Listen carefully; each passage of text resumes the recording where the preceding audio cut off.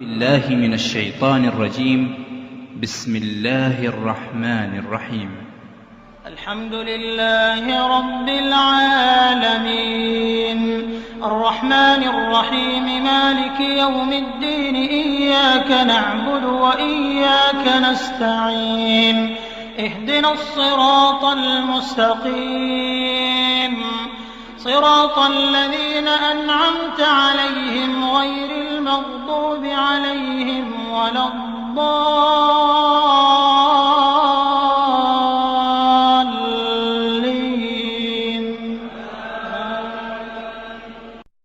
بسم الله الرحمن الرحيم. ألف لام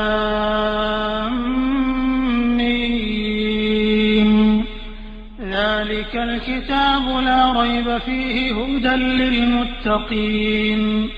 الذين يؤمنون بالغيب ويقيمون الصلاة ومما رزقناهم ينفقون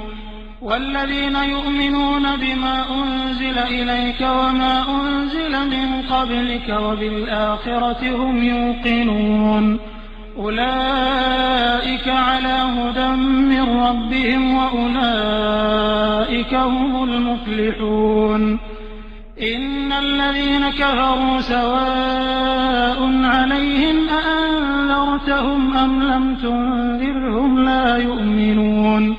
ختم الله على قلوبهم وعلى سمعهم وعلى أبصارهم غشاوة ولهم عذاب عظيم. ومن الناس من يقول آمنا بالله وباليوم الآخر وما هم بمؤمنين يخادعون الله والذين آمنوا وما يخدعون إلا أنفسهم وما يشعرون. في قلوبهم مرض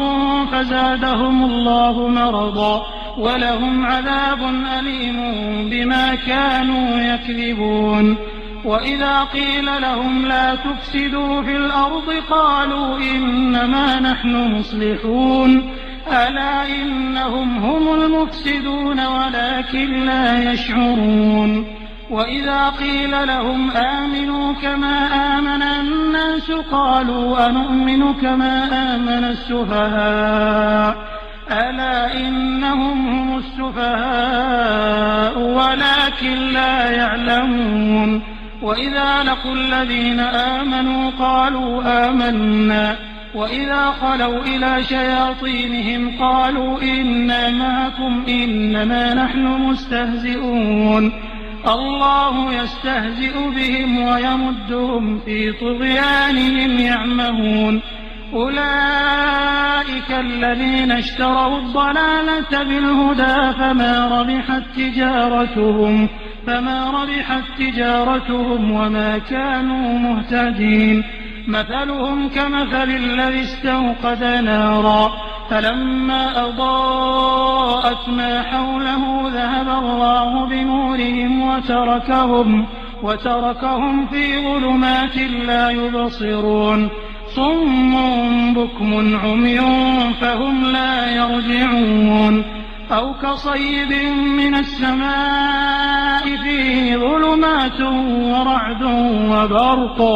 يجعلون أصابعهم في آذانهم من الصواعق حذر الموت والله محيط بالكافرين. يكاد البرق يخطف أبصارهم كلما أضاء لهم مشوا فيه وإذا أظلم عليهم قاموا ولو شاء الله لذهب بسمعهم وأبصارهم إن الله على كل شيء قدير. يا أيها الناس اعبدوا ربكم الذي خلقكم والذين من قبلكم لعلكم تتقون الذي جعل لكم الأرض فراشا والسماء بناء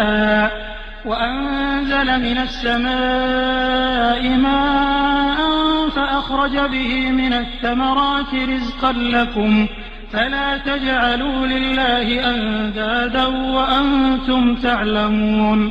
وإن كنتم في ريب مما نزلنا على عبدنا فأتوا بسورة من مثله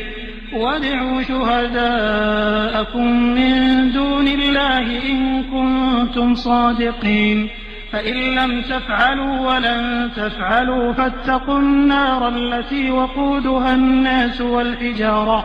أعدت للكافرين وبشر الذين آمنوا وعملوا الصالحات أن لهم جنات تجري من تحتها الأنهار كلما رزقوا منها من ثمرة رزقا قالوا هذا الذي رزقنا من قبل وأتوا به متشابها ولهم فيها أزواج مطهرة وهم فيها خالدون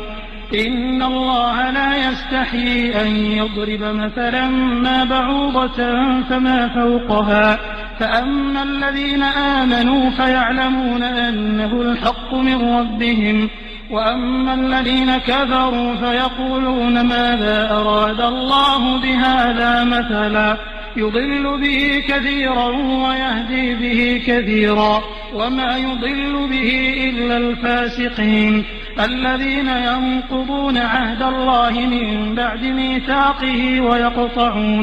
ويقطعون ما أمر الله به أن يوصل ويفسدون في الأرض أولئك هم الخاسرون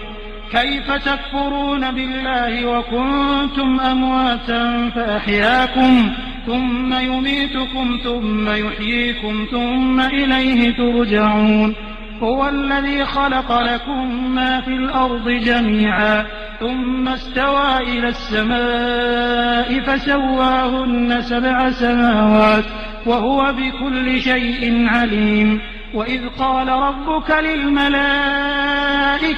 إني جاعل في الأرض خليفة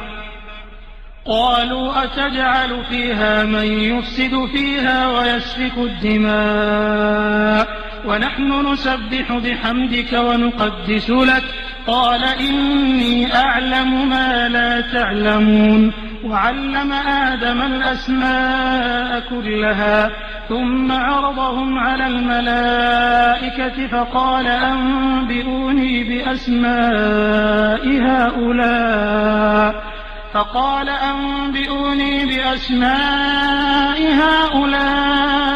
إن كنتم صادقين قالوا سبحانك لا علم لنا إلا ما علمتنا إنك أنت العليم الحكيم قال يا آدم أنبئهم بأسمائهم فلما أنبأهم بأسمائهم قال ألم أقل لكم إني أعلم غيب السماوات والأرض وأعلم ما تبدون وما كنتم تكتمون وإذ قلنا للملائكة اسجدوا لآدم فسجدوا إلا إبليس أبى واستكبر وكان من الكافرين وقلنا يا آدم اسكن أنت وزوجك الجنة وكلا منها رغدا حيث شئتما ولا تقربا هذه الشجرة فتكونا من الظالمين فأزلهما الشيطان عنها فأخرجهما مما كانا فيه وقلنا اهبطوا بعضكم لبعض عدو ولكم في الأرض مستقر ومتاع إلى حين فتلقى آدم من ربه كلمات فتاب عليه إنه هو التواب الرحيم قلنا اهبطوا منها جميعا فإما يأتينكم مني هدى فمن تبع هداي فلا خوف عليهم ولا هم يحزنون والذين كفروا وكذبوا بآياتنا أولئك أصحاب النار هم فيها خالدون يا بني إسرائيل اذكروا نعمتي التي أنعمت عليكم وأوفوا بعهدي أوف بعهدكم وإياي فارهبون وآمنوا بما أنزلت مصدقا لما معكم ولا تكونوا أول كافر به ولا تشتروا بآياتي ثمنا قليلا وإياي فاتقون ولا تلبسوا الحق بالباطل وتكتموا الحق وأنتم تعلمون وأقيموا الصلاة وآتوا الزكاة واركعوا مع الراكعين أتأمرون الناس بالبر وتنسون أنفسكم وأنتم تتلون الكتاب أفلا تعقلون واستعينوا بالصبر والصلاة وإنها لكبيرة إلا على الخاشعين الذين يظنون أنهم ملاقو ربهم وأنهم إليه راجعون يا بني إسرائيل اذكروا نعمتي التي أنعمت عليكم وأني فضلتكم على العالمين واتقوا يوما لا تجزي نفس عن نفس شيئا ولا يقبل منها شفاعة ولا يؤخذ منها عدل ولا هم ينصرون وإذ نجيناكم من آل فرعون يسومونكم سوء العذاب يذبحون أبناءكم ويستحيون نساءكم وفي ذلكم بلاء من ربكم عظيم وإذ فرقنا بكم البحر فأنجيناكم وأغرقنا آل فرعون وأنتم تنظرون وإذ واعدنا موسى 40 ليلة ثم اتخذتم العجل من بعده وأنتم ظالمون ثم عفونا عنكم من بعد ذلك لعلكم تشكرون وإذ آتينا موسى الكتاب والفرقان لعلكم تهتدون وإذ قال موسى لقومه يا قوم إنكم ظلمتم أنفسكم باتخاذكم العجل فتوبوا إلى بارئكم فاقتلوا أنفسكم ذلكم خير لكم عند بارئكم فتاب عليكم إنه هو التواب الرحيم وإذ قلتم يا موسى لن نؤمن لك حتى نرى الله جهرا فأخذتكم الصاعقة وأنتم تنظرون ثم بعثناكم من بعد موتكم لعلكم تشكرون وظللنا عليكم الغمام وأنزلنا عليكم المن والسلوى كلوا من طيبات ما رزقناكم وما ظلمونا ولكن كانوا أنفسهم يظلمون وإذ قلنا ادخلوا هذه القرية فكلوا منها حيث شئتم رغدا وادخلوا الباب سجدا وقولوا حطة نغفر لكم خطاياكم وسنزيد المحسنين فبدل الذين ظلموا قولا غير الذي قيل لهم فأنزلنا على الذين ظلموا رجزا من السماء بما كانوا يفسقون وإذ استسقى موسى لقومه فقلنا اضرب بعصاك الحجر فانفجرت منه 12 عينا قد علم كل أناس مشربهم كلوا واشربوا من رزق الله ولا تعثوا في الأرض مفسدين وإذ قلتم يا موسى لن نصبر على طعام واحد فادع لنا ربك يخرج لنا مما تنبت الأرض من بقلها وقثائها وفومها وعدسها وبصلها قال أتستبدلون الذي هو أدنى بالذي هو خير اهبطوا مصرا فإن لكم ما سألتم وضربت عليهم الذلة والمسكنة وباءوا بغضب من الله ذلك بأنهم كانوا يكفرون بآيات الله ويقتلون النبيين بغير الحق ذلك بما عصوا وكانوا يعتدون إن الذين آمنوا والذين هادوا والنصارى والصابئين من آمن بالله واليوم الآخر وعمل صالحا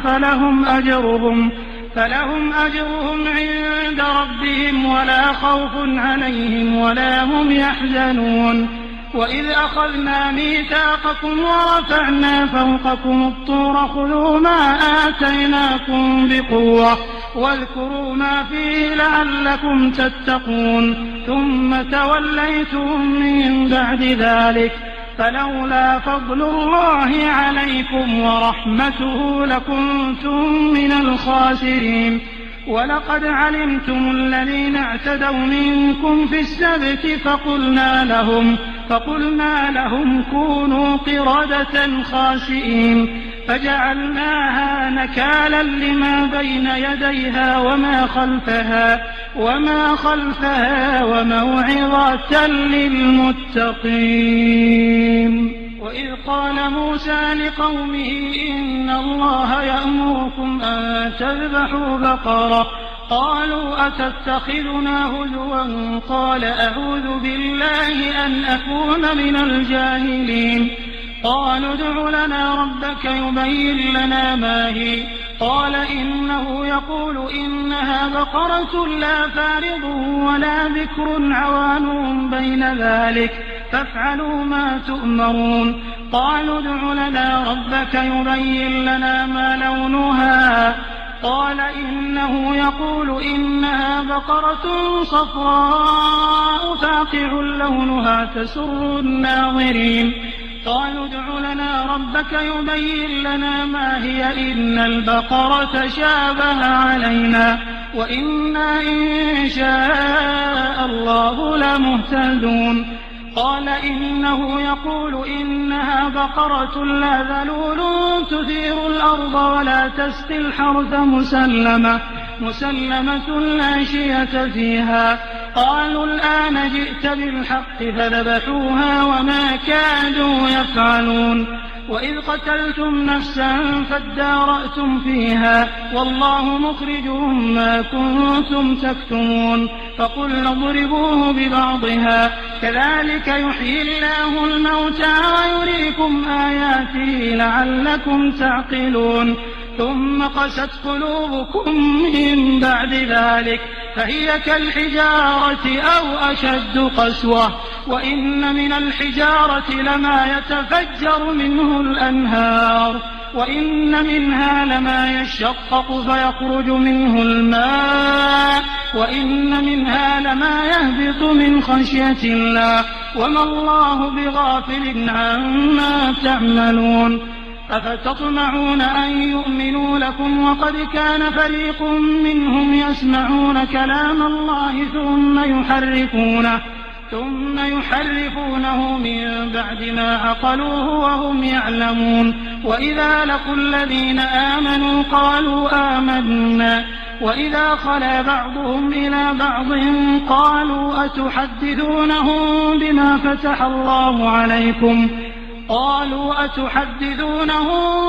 فتح الله عليكم ليحاجوكم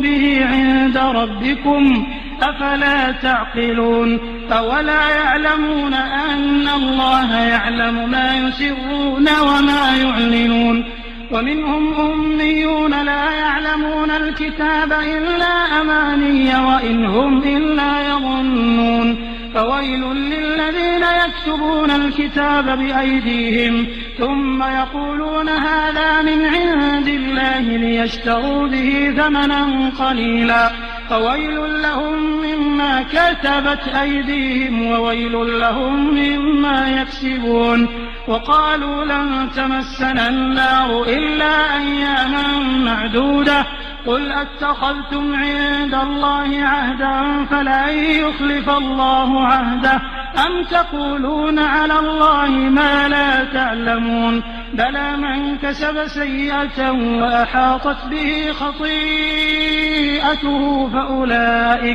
فأولئك أصحاب النار هم فيها خالدون. والذين آمنوا وعملوا الصالحات أولئك أصحاب الجنة هم فيها خالدون. وإذ أخذنا ميثاق بني إسرائيل لا تعبدون إلا الله وبالوالدين إحسانا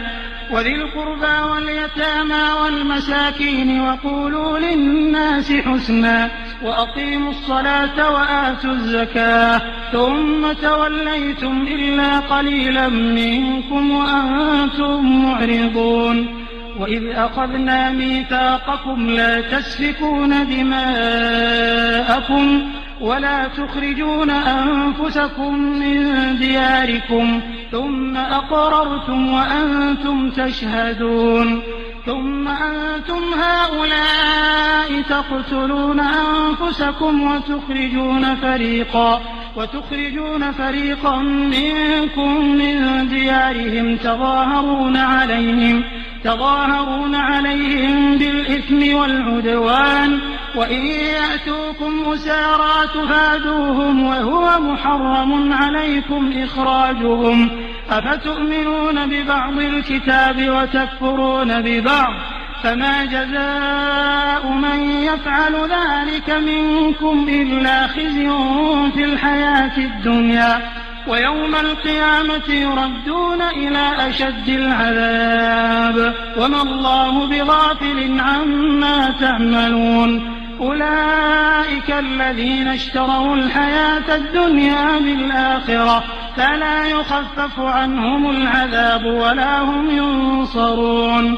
ولقد آتينا موسى الكتاب وقفينا من بعده بالرسل وآتينا عيسى ابن مريم البينات وأيدناه بروح القدس أفكلما جاءكم رسول بما لا تهوى أنفسكم استكبرتم ففريقا كذبتم وفريقا تقتلون وقالوا قلوبنا غلف بل لعنهم الله بكفرهم فقليلا ما يؤمنون ولما جاءهم كتاب من عند الله مصدق لما معهم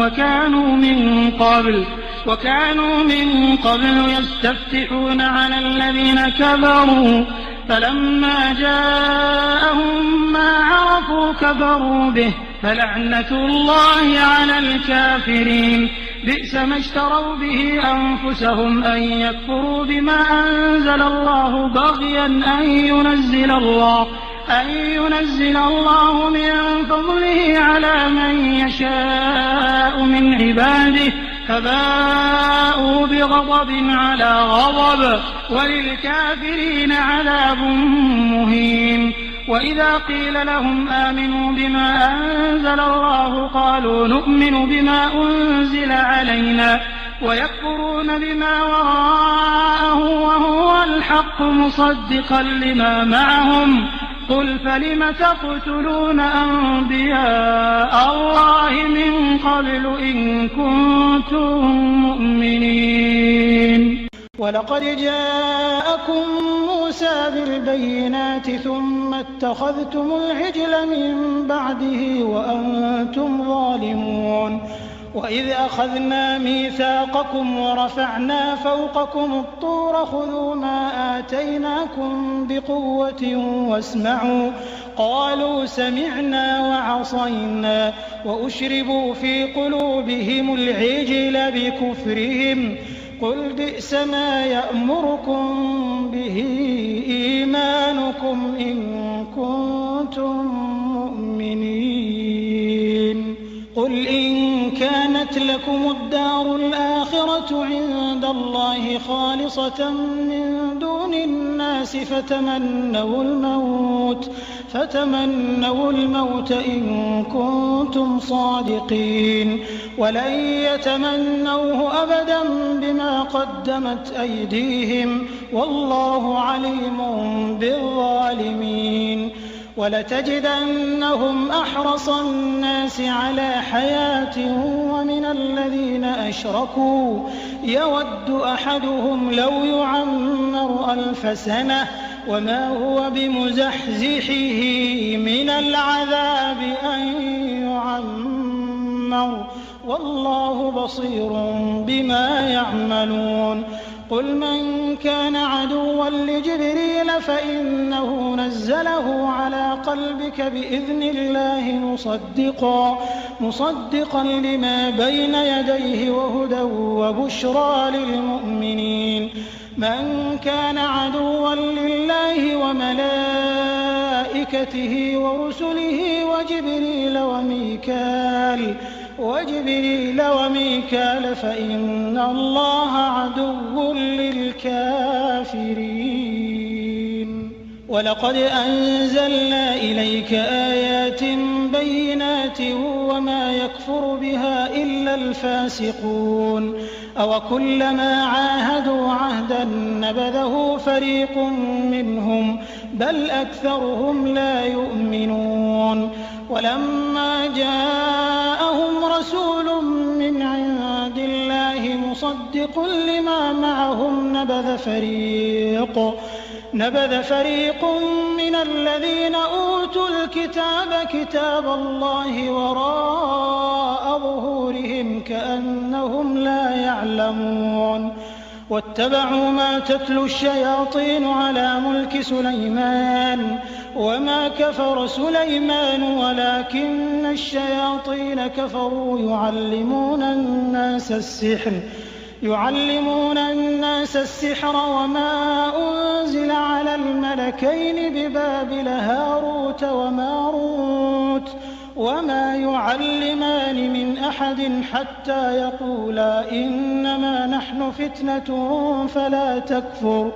فيتعلمون منهما ما يفرقون به بين المرء وزوجه وما هم بضارين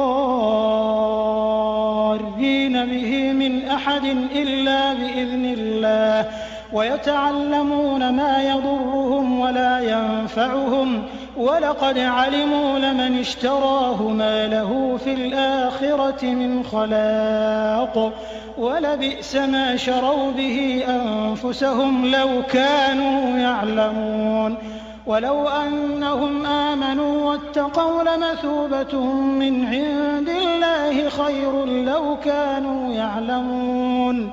يا أيها الذين آمنوا لا تقولوا راعنا وقولوا انظرنا واسمعوا وللكافرين عذاب أليم ما يود الذين كفروا من أهل الكتاب ولا المشركين أن ينزل عليكم من خير من ربكم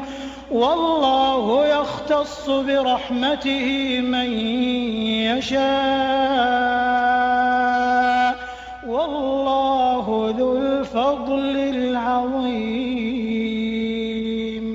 ما ننسخ من آية أو ننسها نأت بخير منها أو مثلها ألم تعلم أن الله على كل شيء قدير ألم تعلم أن الله له ملك السماوات والأرض وما لكم من دون الله من ولي ولا نصير أم تريدون أن تسألوا رسولكم كما سئل موسى من قبل ومن يتبدل الكفر بالإيمان فقد ضل سواء السبيل ود كثير من أهل الكتاب لو يردونكم من بعد إيمانكم كفارا حسدا من عند أنفسهم من بعد ما تبين لهم الحق فاعفوا واصفحوا حتى يأتي الله بأمره إن الله على كل شيء قدير وأقيموا الصلاة وآتوا الزكاة وما تقدموا لأنفسكم من خير تجدوه عند الله إن الله بما تعملون بصير وقالوا لن يدخل الجنة إلا من كان هودا أو نصارى تلك أمانيهم قل هاتوا برهانكم إن كنتم صادقين بلى من أسلم وجهه لله وهو محسن فله أجره عند ربه فله أجره عند ربه ولا خوف عليهم ولا هم يحزنون. وقالت اليهود ليست النصارى على شيء وقالت النصارى ليست اليهود على شيء وهم يتلون الكتاب كذلك قال الذين لا يعلمون مثل قولهم فالله يحكم بينهم يوم القيامة فيما كانوا فيه يختلفون.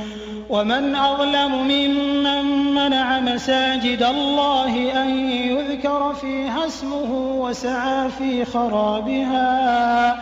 أولئك ما كان لهم أن يدخلوها إلا خائفين لهم في الدنيا خزي ولهم في الآخرة عذاب عظيم. ولله المشرق والمغرب فأينما تولوا فثم وجه الله إن الله واسع عليم. وقالوا اتخذ الله ولدا سبحانه بل له ما في السماوات والأرض كل له قانتون بديع السماوات والأرض وإذا قضى أمرا فإنما يقول له كن فيكون. وقال الذين لا يعلمون لولا يكلمنا الله أو تأتينا آية كذلك قال الذين من قبلهم مثل قولهم تشابهت قلوبهم قد بينا الآيات لقوم يوقنون. إنا أرسلناك بالحق بشيرا ونذيرا ولا تسأل عن أصحاب الجحيم. ولن ترضى عنك اليهود ولا النصارى حتى تتبع ملتهم قل إن هدى الله هو الهدى ولئن اتبعت أهواءهم بعد الذي جاءك من العلم ما لك من الله من ولي ولا نصير. الذين آتيناهم الكتاب يتلونه حق تلاوته أولئك يؤمنون به ومن يكفر به فأولئك هم الخاسرون. يا بني إسرائيل اذكروا نعمتي التي أنعمت عليكم وأني فضلتكم على العالمين. واتقوا يوما لا تجزي نفس عن نفس شيئا ولا يقبل منها عدل ولا تنفعها شفاعة ولا هم ينصرون. وإذ ابتلى إبراهيم ربه بكلمات فأتمهن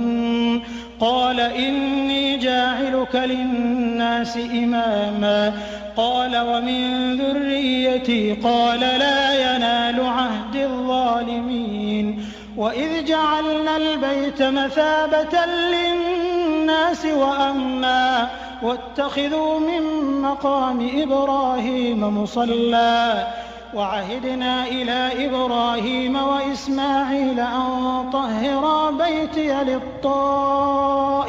والعاكفين والركع السجود. وإذ قال إبراهيم رب اجعل هذا بلدا آمنا وارزق أهله من الثمرات من آمن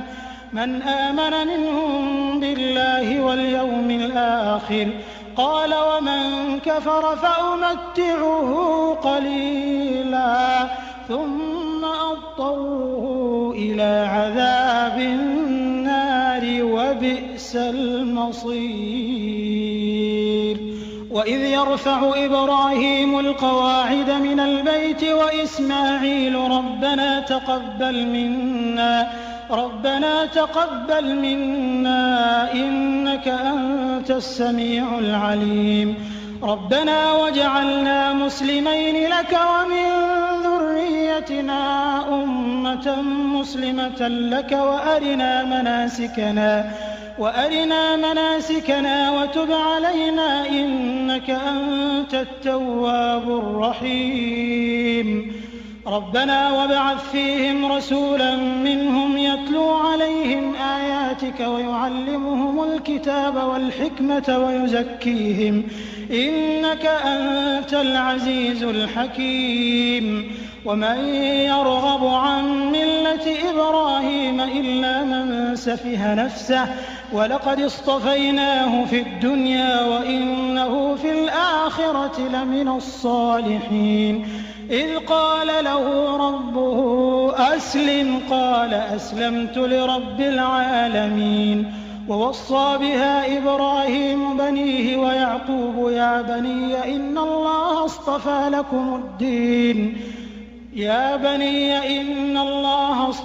لكم الدين فلا تموتن إلا وأنتم